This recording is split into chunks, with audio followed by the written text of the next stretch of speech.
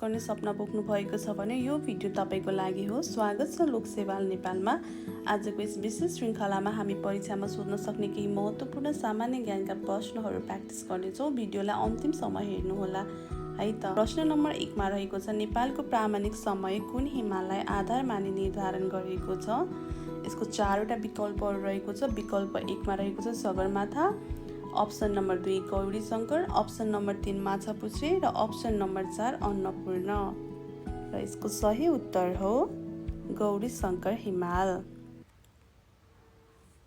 र प्रश्न नम्बर 2 मा छ, नेपालको सबैभन्दा गहिरो नदी कुन हो?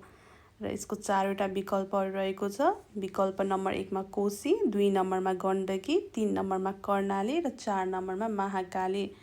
र यसको सही उत्तर हो गण्डकी। प्रश्न नम्बर 3 मा रहेको छ, क्षेत्रफलको आधारमा नेपालको सबैभन्दा सानो जिल्ला कुन हो?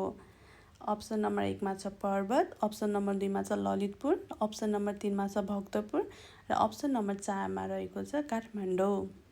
र यसको सही उत्तर हो भक्तपुर। प्रश्न नम्बर 4 मा रहेको छ, नेपालको चेरापुञ्जी भनेर कुन ठाउँलाई चिनिन्छ? 4वटा विकल्पहरू रहेको छ। 1 नम्बरमा छ लुम्बिनी, 2 नम्बरमा छ पोखरा लुम्ले, 3 नम्बरमा छ धरान र 4 नम्बरमा छ जिरी। र यसको सही उत्तर हो अप्सन नम्बर 2 को पोखरा लुम्ले। लिच्छवीकालीन इतिहास सम्बन्धीको प्रश्न छ। लिच्छवी कालमा भट्ट अधिकरणले के सम्बन्धी काम गर्दथ्यो? 4वटा विकल्पहरू रहेको छ। 1 नम्बरमा छ कर उठाउने, 2 नम्बरमा छ न्याय सम्पादन गर्ने, 3 नम्बरमा छ विवाह तथा सम्बन्ध विच्छेद, 4 नम्बरमा छ सेना परिचालन। र यसको सही उत्तर हो ई नम्बरको विवाह तथा सम्बन्ध विच्छेदन।